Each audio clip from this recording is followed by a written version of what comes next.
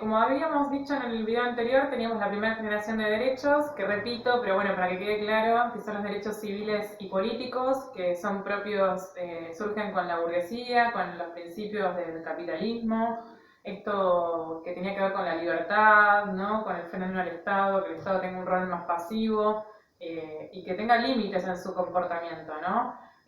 Algo que no les dije anteriormente es cuando surgen estas revoluciones burguesas y toda esta filosofía liberal, de ello va a devenir también las constituciones, ¿sí? Porque la constitución, antes no existía la constitución, ¿sí? La constitución lo que hace es ponerle un freno, ¿sí? Un límite al accionar. En principio van a coexistir, ¿no? La monarquía, primero existía la monarquía sin ningún tipo de límites, ¿no? El único límite era Dios, ¿no? Que era su origen.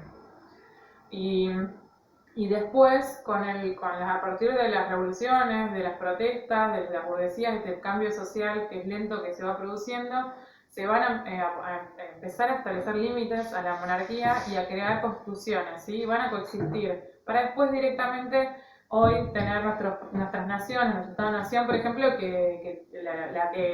que ordena todo el sistema y por arriba de todo, como decimos, es la Constitución Nacional, ¿no? Todo tiene que estar de acuerdo a lo que establece la Constitución Nacional, y lo que hacen las constituciones es poner límites, reglar el poder, reglar la vida social, ¿sí? Y los presidentes, todos los políticos que ejercen, los funcionarios públicos, todos los ciudadanos tenemos que respetarla, ¿sí? Los jueces, todos los miembros de la sociedad toda, tenemos que obrar de acuerdo a la Constitución Nacional, y las constituciones justamente surgen a partir de las revoluciones burguesas, ¿sí? De todo esto, de poner frenos al poder, ¿sí? Y esta pretensión de que el Estado se retire de ciertas esferas, ¿sí? No te metas, ya te digo, el liberalismo que propones, no te metas en mi vida personal, no te metas en mi cabeza, mi pensamiento, rey, no te metas a mi casa cuando vos quieras, no me tortures. Empieza a poner límites a este poder que en principio crudo va a ser el monarca, y bueno, y hoy en día, porque estos derechos siguen vigentes, ¿sí? Hoy esta primera generación de derechos, como les decía, están en la Constitución vigente, son parte de los derechos humanos, ¿sí? Y es parte de la dignidad de todos nosotros, ¿sí? Pero, ¿qué pasó? Como les contaba también en el otro video, a posteriori, ¿qué pasaba? A ver, la primera generación de derechos protegía la libertad, ¿sí? Protegía la dignidad del humano, todo esto que veníamos charlando, pero dejaba una esfera descuidada, digamos. A ver, había un sector social que todavía seguía sufriendo, digamos, distintas formas de explotación, ¿sí? De vida indigna, ¿sí? Por ejemplo, ustedes saben que también, a ver, en la primera generación de derechos que me olvidé está el concepto de la igualdad ante la ley, ¿no? También es parte de la primera generación de derechos, esto de que seamos todos iguales formalmente ante la ley. Pero ¿qué pasa? Después de que se va a empezar a pensar y a plantear, con esto que decíamos a partir del surgimiento de las revoluciones socialistas, ¿no? La Unión Soviética, los partidos políticos comunistas con fuerza y mucha representación en Europa occidental, a partir también, sí, en Estados Unidos, los sindicatos, en Estados Unidos antes los sindicatos eran muy fuertes, bueno, en Latinoamérica también, sí, esto de empezar a plantear de que la igualdad no tiene que ser solo formal, sino que también tiene que ser real, ¿sí? Y ahí va a empezar a surgir esto que decíamos de la segunda generación de derechos, que surge a partir de la Segunda Guerra Mundial, a posteriori, ¿sí? Década del 50, 60. Esta segunda generación de derechos es propuesta por políticos que ejercen el poder, pero es propia también del Estado, el modelo de Estado que es propia de esta segunda generación de derechos, el Estado benefactor, ¿sí?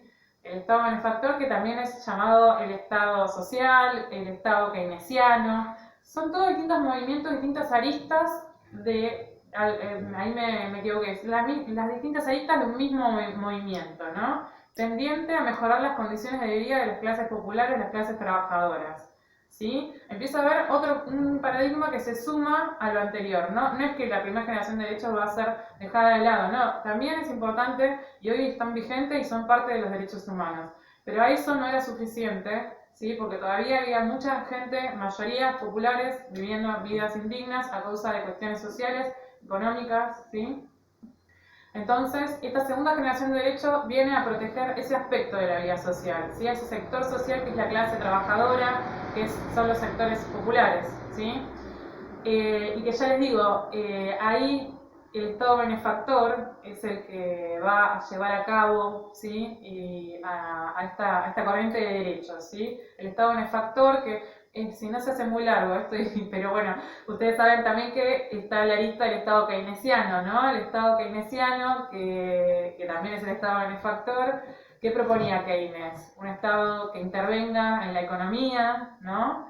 Que el Estado era importante en cuanto a fomentar el crecimiento, ¿no? A redistribuir la riqueza, a garantizar ciertos... Esto de que, a ver, desde el keynesianismo se propone que lo que fomenta el crecimiento económico es la demanda, ¿no? Y la demanda, ¿quién la realiza? Digamos, los sectores populares. Los que consumimos somos todos los trabajadores, las trabajadoras, el sector popular en general, y para ello es necesario que las clases trabajadoras gocen de un buen nivel de vida económico para poder, ¿no? Demandar y así hacer florecer el crecimiento de la sociedad en términos económicos, materiales, pero también en términos de la dignidad de las personas.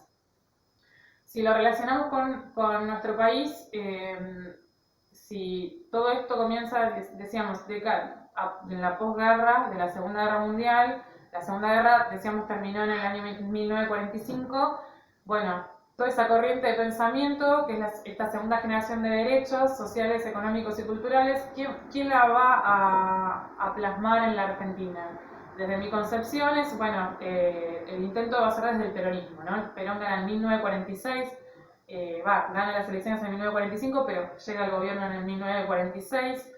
Y bueno, y toda esta filosofía nueva tendiente a mejorar las condiciones de vida de los trabajadores y con un rol del Estado diferente, ¿no? Un Estado más fuerte, más presente, un Estado, no quiero hacerlo muy largo, hay mucho para decir, pero este Estado empresario, este Estado que invierte, este Estado que subvenciona, este Estado que brinda la política social, que brinda salud, que brinda educación, ¿sí? Que gasta el gasto público, que es importante para inyectar dinero en la sociedad y que a partir de ahí aumente la demanda, ¿no? Que es lo que desde el keynesianismo se concibe como el motor, ¿no? Del crecimiento económico. Bueno, y también esto se va a plasmar, digamos, en la Constitución Social, que nuestra Constitución Social en la Argentina fue la del 1949, ¿no? Que después se va a derogar cuando sea el golpe de Estado a Perón en el 55, y el resabio, pero bien en términos como algo bueno, ¿no? Algo que se salvó, digamos, de esa Constitución del 49, está en el artículo 14 bis, que hoy está en la reforma del 1994, lo conservamos este artículo que es el 14 bis, que es propio de la Constitución del 1949. Y este 14 bis tiene que ver con los derechos sociales y económicos, ¿sí? Que decíamos ya, esto de el derecho de aguinaldo, lo vuelvo a repetir, pero es mucho más amplio, pero bueno, no tenemos, a veces el tema de no ser presencial hace que las cosas tengan que ser más sintéticas, ¿no? Pero estos derechos sociales y económicos que decíamos, derecho a huelga, derecho a la indemnización, derecho al aguinaldo, derecho a las vacaciones pagas, un montón de situaciones, condiciones de trabajo dignas, de higiene laboral, la seguridad laboral, digo, esto que te protejan en las construcciones es un derecho del trabajador, ¿sí? Antes la gente se caía y nadie te pagaba nada, tenías un accidente de trabajo, nadie te pagaba nada, bueno, un montón de desgracias. A ver, por ejemplo, una cosa que no dije, que ahora me viene a la mente, el límite de la jornada laboral. Antes te podían hacer trabajar hasta las 16 horas por día, ¿sí? Los derechos sociales y económicos vienen a decir al capital, bueno, no, basta, hasta hay un límite, ¿sí? Más allá de que se cumpla o no, a rajatabla, lo que dice la Constitución y lo que dicen los derechos sociales, económicos y culturales, es un principio, un horizonte al que tenemos que seguir en pos de cumplir con los derechos humanos, ¿sí? Entonces, el límite de la jornada laboral es parte de esta corriente de derechos, ¿sí?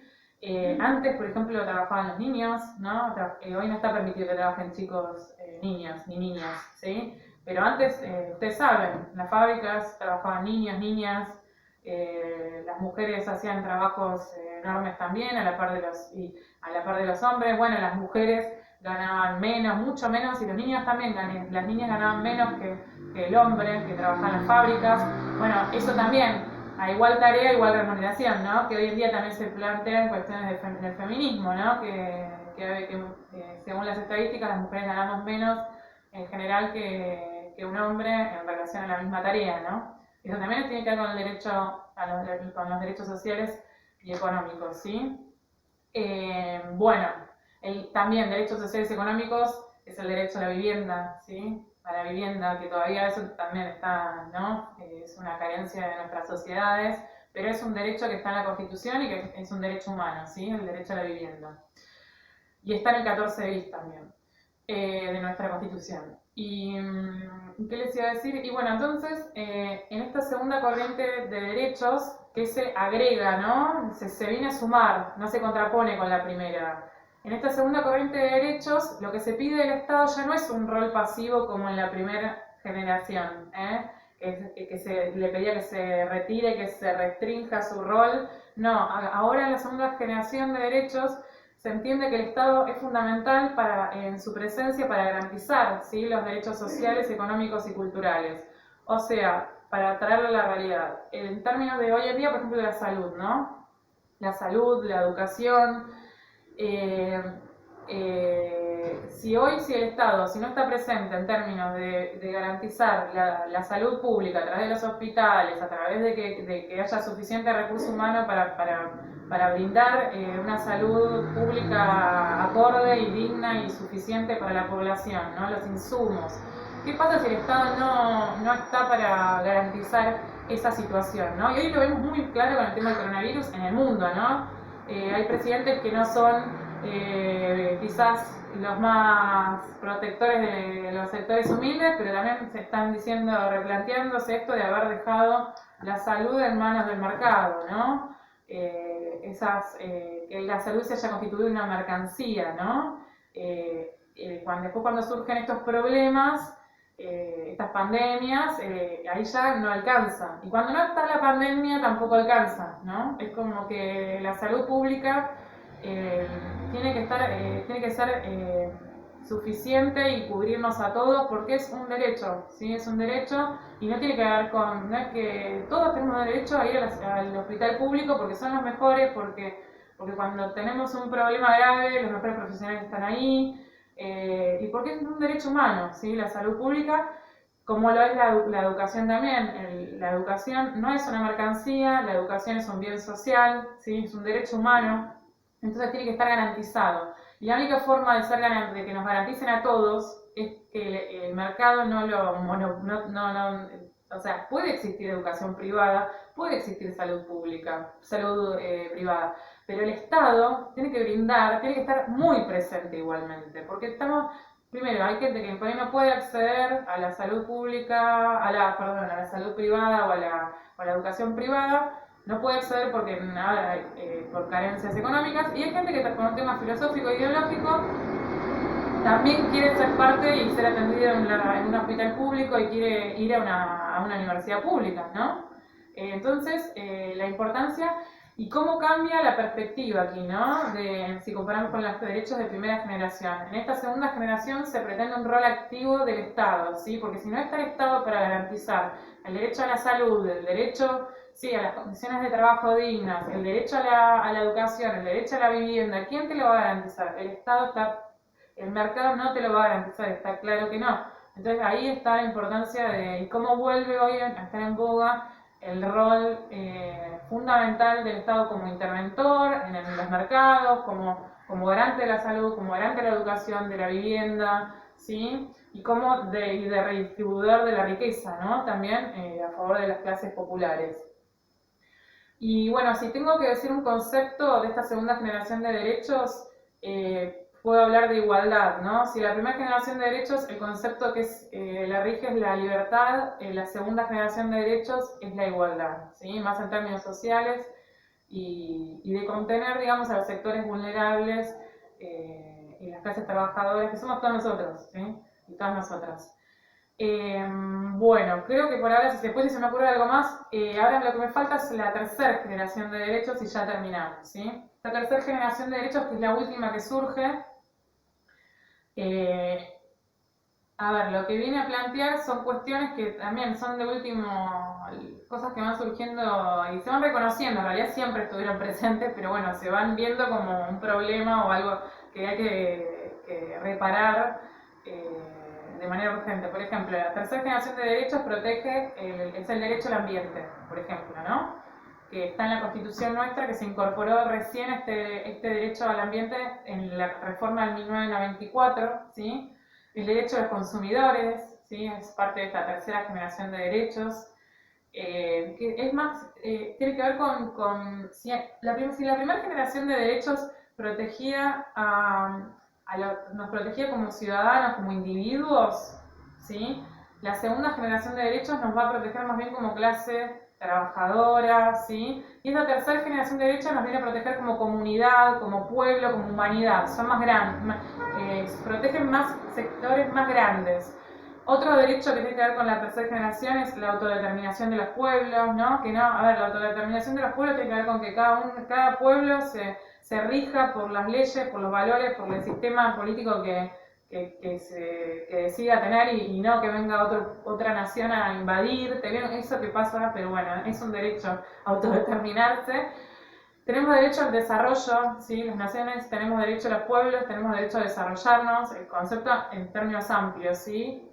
Después, el derecho a la paz mundial, tenemos derecho a la paz, ¿sí? Tiene que ver con todos estos grandes conceptos, ¿sí? Derecho al ambiente, porque el derecho al ambiente también tiene que ver con la humanidad, no es que el ambiente es de toda la humanidad, toda, no es que algunos podemos proteger una porción del ambiente, no, hay que protegerlo en el todo porque es indivisible, ¿no?